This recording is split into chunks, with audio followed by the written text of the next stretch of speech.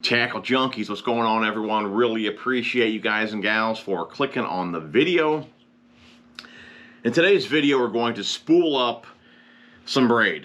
I had a guy message me about his reel, and I'm sure you guys have heard this before. He thought he had an issue with his drag, and it wasn't his drag. It was that he was using braid and he tied directly to the spool. And I got other videos on this, but I explained it to him in the message, but I told him, you know what, I'm just gonna go ahead and make another video as well. But I do have other videos on this. I got plenty of spooling videos on backing and all that. So I'll link some down below. Definitely check it out. But there's a couple different ways to do it. Some guys will tie it, like if your spool has holes in it, they'll tie it through the holes, and you can totally do that. Some guys will just tape it on there with electrical tape. I don't like to do that. You can do that, but I don't care to do that. I just like to use a piece of mono. You can use a piece of fluorocarbon as well, mono, but you want a line that's got some stretch to it that will hug the spool. Okay, you know, if you tie braid directly to the spool, it doesn't have any stretch to it. So when you try to snug it down, it doesn't really cinch tight to the spool, plus it's a really slick line. So it just spins. That's why the guy was thinking he had an issue with his drag, because the entire spool of braid was spinning on his spool. Okay, that's what happens when you try to tie braid directly to your spool. The entire spool of line will spin on your reel spool. Really all I do is just take the line, I stretch my arms out, and that's the piece that I use. It's basically a leader. You're putting a leader on your braid, okay? You can use a smaller piece, but I like to make sure that that mono or the fluorocarbon goes around the spool multiple times, the way I know it cinches down there pretty good, and I'm not gonna have any issues with it slipping. Before I even set my spool on my spooling station, I just lay it here on the table. I get my braid, I get my mono or my fluorocarbon, and I tie a double uni knot. I got videos on that knot as well, which I'll link down below. You don't need to use that knot. I believe a surgeon's knot, it's probably a little bit easier. It'll work as well. Really probably just a regular overhand knot to join the two lines will work. You'll never really get down to that knot while you're fishing, but I still like to tie a double uni. So again, I'll link that video down below. Definitely check it out. We are working with the Seaguar Smackdown. This is my first time using the flash green braid. If you guys have any experience with that, let me know. I'm sure some of you guys, if you're using a colored braid like this, I'm sure you're probably using it for spinning gear, the way you can see your line a bit better. I plan to use this for frogging.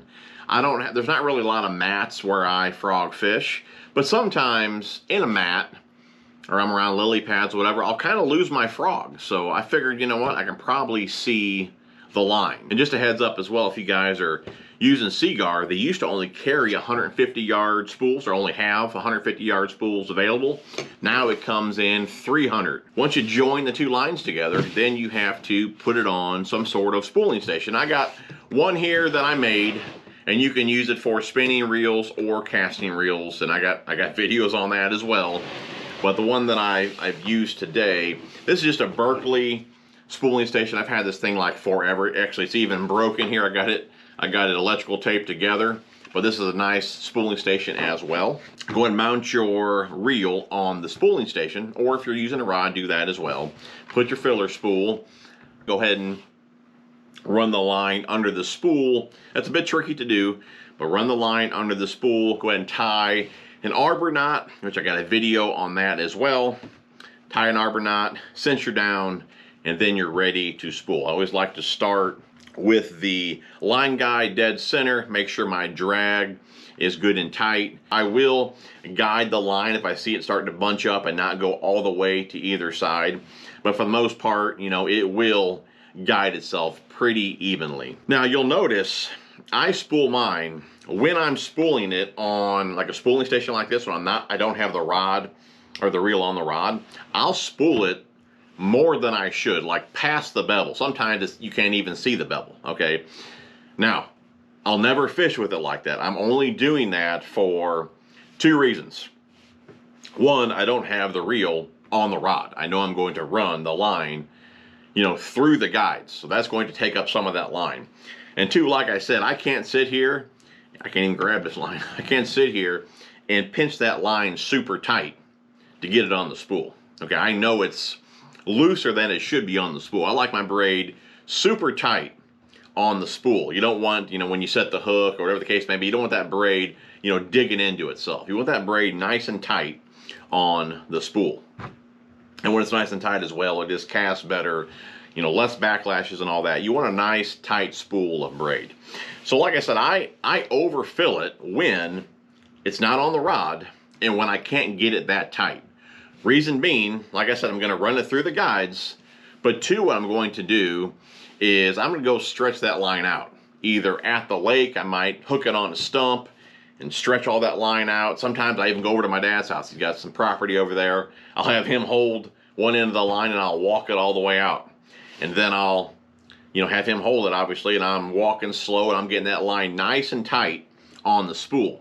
Again, that's why I don't care that it's more than it should be, or that's why I want it more than it should be, because I know I'm going to do that and I'm going to get that line extra tight on the spool. Now, if you get it tight from the jump, if you got your reel on the rod, you don't want to go over that bevel. So if you see that I went over it, that's why. You know, I know I'm going to run it through my guide, stretch it out, get it good and tight. When you're all said and done, just make sure that braid is kind of even or below that bevel. You don't want it over the bevel. If it's over, you got too much line on there. So before we close out the video, let's go ahead and talk about the combo real fast. And I'll show you guys both of them. I spooled up two reels with braid. This is the one that we just did here. This is the Bantam, the newer Bantam there. I believe that's in a 7.1 there, 7-speed. You know, I use both of my Bantams for Texas rigs and jigs. But after seeing, you know, the kind of power that this reel has, I really wanted to put it to the test. So that's why now we're going to frog with them and toss around some swim jigs. But I really want to play around with them with frogging. But this one here, we do have a swim jig tied on. And I normally use the same combo for both, unless I want to throw fluorocarbon. Obviously, it's a different setup. But for the most part, if I'm throwing braid, this is the combo that I'm throwing it on. So we got the Bantam here. Again, this is the newer one, 7.1.